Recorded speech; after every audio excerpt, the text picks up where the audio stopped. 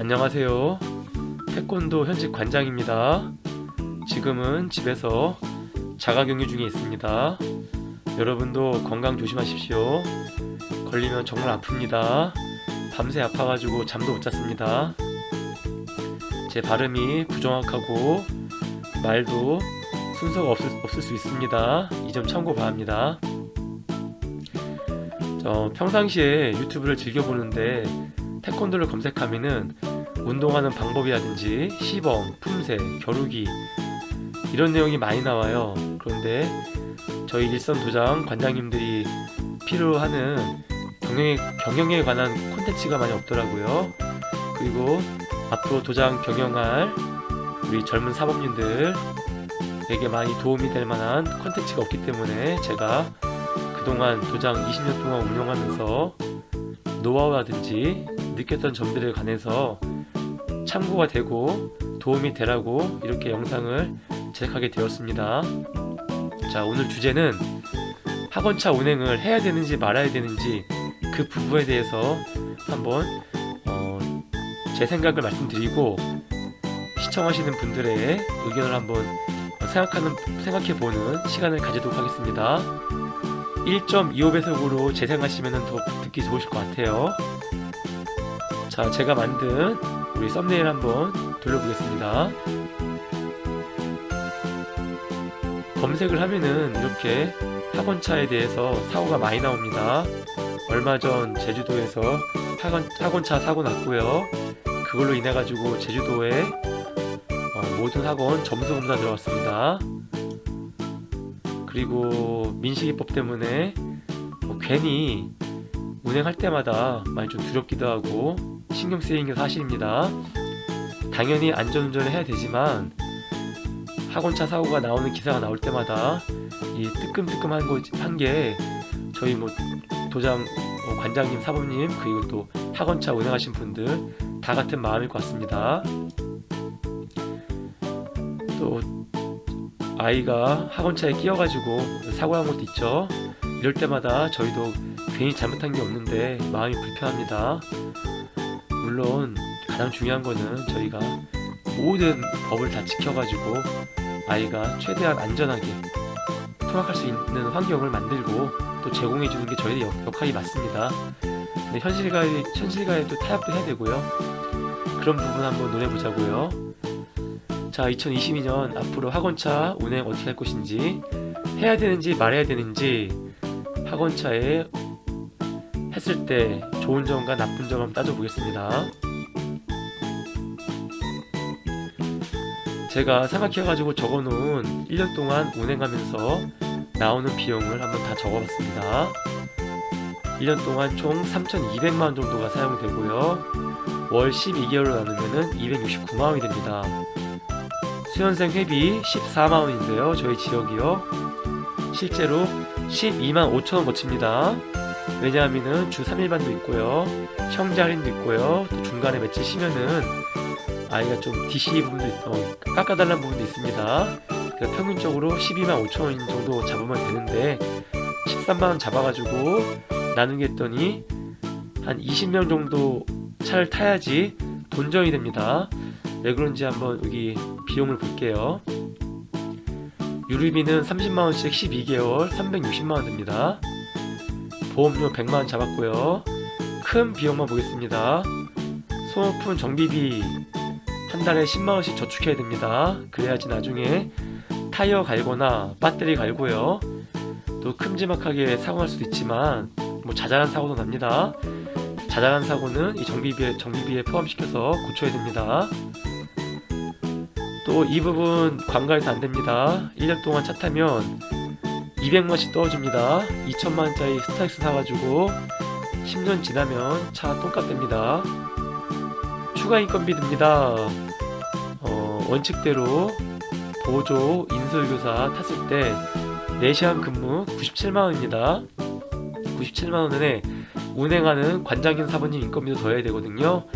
그래서 200만원씩 12달 해가지고 240만원 적었습니다. 자, 이렇게 해서 제가 한 대당 한 달에 운영하는 비용을 269만 417원으로 잡았고요. 이 빨간 것들이 크게 나가는 비용입니다. 그리고 이 따라오는 부분 있죠. 세차 해야 되고요. 자동차 검사 2번 합니다. 한 번은 일반 검사, 한 번은 환경 검사 들어가는 정밀 검사입니다. 그나마 다행인 게 세금은 쌉니다. 그리고 1년에 한 번씩은 꼭 걸리더라고요. 자, 이렇게 해가지고 269만 나왔습니다. 그럼 먼저 단점부터 말씀드리겠습니다. 차량 운행을 하면은 어떠한 단점이 있냐면은 어린이 보호구역에서 사고가 나면은 벌금이 500만원부터 시작입니다. 500 이하가 아니라 500부터 시작이에요. 이 부분 상당히 부담됩니다. 경찰이 온 순간 500부터 접습니다. 이 부분도 상당히 손해가 됩니다. 차량 운행을 하게 되면은 학교에 미리 나가가지고 차를 주차해 놔야 되거든요. 이때 첫 번째로 부담되는 게 이 카메라가 특히 부담이 되거든요. 그래서 차를 멀리 세워놓거나 차를 다닥다닥 붙여놓거나 아이 좀 모으는 동안에도 앞에 차가 빠지면 빨리 움직여줘가지고 좀 붙여놔야 돼요. 이 부분은 경험하신 분 다 아실 거예요. 무조건 1년 동안은 1시간 일찍 출근하는 게 기본입니다. 그 다음에 이거 유명하죠. 아이가 멀리 있는 구간을 왔다 갔다 빨리빨리 해서 시간을 맞춰야 되거든요. 그러다 보니까 학원차가 동네 레이스하는 소문이 많이 있어요. 이건 뭐 거의 팩트입니다. 그리고 차가 너무 더러우면은 오히려 또 이미지도 안 좋아지고요. 또 방학 때, 개학 때, 새 학기마다 일일이 스케줄 다 짜야 됩니다. 저도 이 부분 참 힘든데 방학이 되면은 몇 시에 나오라고 또 일일이 문자 보낸 다음에 답장이 오면 좋아요. 답장이 안 오면 어떡해요? 전화해가지고 또 일일이 스케줄 받아야 되고요. 뭐 계약할 때 마찬가지고 새 학기마다 또 아니면은 아이가 전에 같은 경우에는 체험학습 있었잖아요. 그럼 체험학습 갈 때마다 일일이 스케줄 다 짜가지고 체크해놔야 됩니다. 이거 은근히 스트레스 엄청 많이 받습니다. 그 다음에 학원차 안에서 사고 많이 나죠. 관장님 운행하고 있는데 뒤에서 저희도 모르게 욕도 하고요, 싸움도 일어나고요. 도장이 왔더니 학부모님께 전화 오십니다. 학원차에서 사고 없게 해달라고. 프라자 상가에 해당되는 부분입니다. 어떨 때는 주차할 곳이 없어가지고 30분 동안 밖에서 빙글빙글 돌다가 들어오면은 이미 30분이 지나 있습니다. 그러면은 10분, 20분 수업하고 다시 와야겠죠. 그 다음에 운행을 하는 순간 학부모님이 갑이 됩니다. 어떤 말이냐면은 학원과 학부모가 이렇게 동등한 관계로 돼가지고 서로 넘지 않을 선이 있어야 되는데 운행을 하는 순간 부모님이 갑이 되어버립니다. 그래서 당연히 학원이 의리되고요. 이 부분은 어쩔 수 없는 부분입니다. 그리고 인수하다가 만약에 한 명을 놓고 왔어요. 그럼 난리가 나죠. 특히 프라자 상가 같은 경우에는 다시 또 차 주차해야 돼, 엘리베이터 타고 다시 올라가야 돼, 아니면 뛰어가서 와야 돼, 아이 사라져봐, 난리 납니다. 자, 이런 부분이 제가 그동안 운행하면서 느꼈던 단점들입니다. 물론 많이 있을 수 있지만 제가 크게 생각한 부분은 이 정도입니다. 하지만 또 얻는 장점이 있죠. 차량 운행으로 얻는 장점도 있습니다. 일단은 움직이는 광고판입니다. 학교 앞에 세워놓으면은 또 뿌듯하죠. 또 그거 보고 전화도 주시고 태권도냐고 여쭤보시고. 자, 그래서 반드시 차 있는 도장은 광고 예쁘게 해가지고 학교나 유치원에다 차 세워놓고 홍보합니다. 그 다음에 안전하게 인솔을 잘하면 또 신뢰가 쌓아집니다. 항상 나가가지고 아이들한테 멋있게 인사하는 모습 보여주고 아이들도 차 내릴 때마다 감사합니다 이렇게 인사드리고 다 같이 인사하고 갔을 때 그 모습 자체가 정말 운동하는 사람이 보일 수 있는 멋이 나오거든요. 그런 부분 때문에 아이들도 도장 가고 싶어하고 부모님도 그런 모습을 밖에서 보면서 아, 우리 아이 태권도 배워야겠다 이런 마음이 좀 들게 만드는 부분이 있습니다. 또 이사가는 수련생이 멀리 이사가지 않았을 경우에는 그만두지 않고 장기 수련을 유도할 수 있습니다. 또 아침에 또 등교하는 체육관 같은 경우, 학원 같은 경우에는 아이가 초등학교 1학년을 들어가게 되면은 6학년 때까지는 그만두지 않거든요. 그래도 이점이 있기 때문에 이렇게 좀 장기 수련을 유도하는 부분이 있습니다. 하지만 무엇보다 중요한 거는 안전운전은 다 같이 해야 됩니다.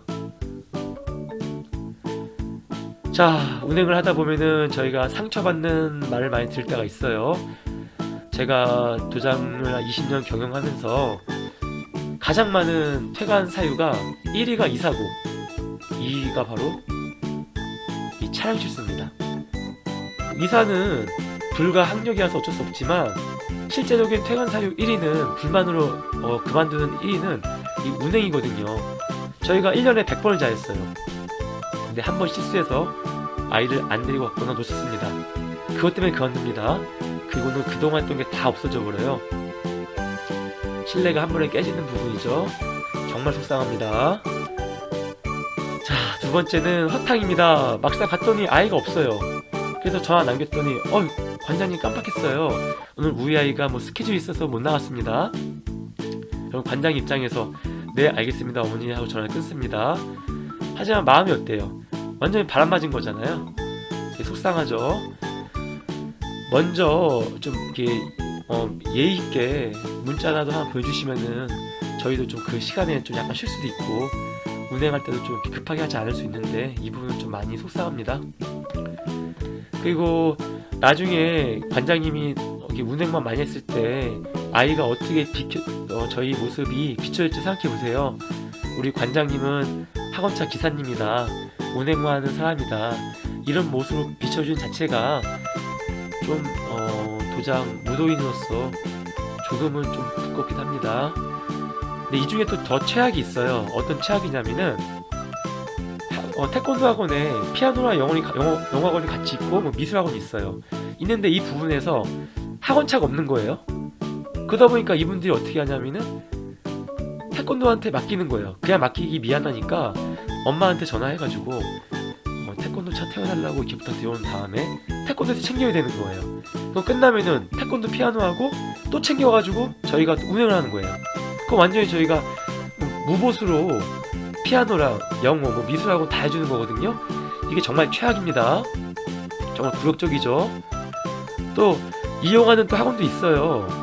보면은 뭐 일부러 뭐 차를 안 구하는 학원도 있고, 태권도 있으니까 당연히 미는 학원도 있고, 그럴 때 많이 좀 속상하죠. 자, 제가 생각한 방법이 뭐 정답은 아닙니다. 저는 도장에서 운행을 코로나 이후부터 안 하고 있습니다. 가까운 거리는 전부 다 걸어가라고 하고 있고요. 밤에 어두울 때만 운행하고 있습니다. 결정은 제가 지금 장단점을 짚어드렸기 때문에 관장님들을 앞으로 또 도장을 운영할 우리 사범님들 몫입니다. 20명이 운행했을 때 본전입니다. 30명 했을 때 100만원 더 법니다. 차라리 그 100만원을 그 에너지를 운행하지 않고 지금 도장에서 운동하고 있는 애에게 더 쏟아주세요. 그게 저의 마음입니다. 저는 그렇게 결정했습니다. 하지만 도장마다 처한 상황이 틀리기 때문에 저희 이야기는 참고한 자유일 뿐입니다. 하지만 만약에 젊은 관장님이거나 앞으로 도장을 할 사범님이라면은 태권도장을 결정하고 선택할 때 차량 운행이 없는 단체 상가를 택하거나 이전을 계획하는 게 좀 현명한 선택이 될 거라고 생각합니다. 그 이유는 앞으로의 미래는 길거든요. 나의 미래는 소중하니까 그 부분 잘 결정하셔가지고 득실 잘 따지셔가지고 운행에 관해서 현명한 판단, 참고 자유가 됐으면 좋겠습니다. 오늘 말하는 것도 많이 두서없고요. 제가 정신 오락가락합니다. 이분 이해해서 들어주셔서 감사합니다. 항상 건강 조심하십시오. 감사합니다.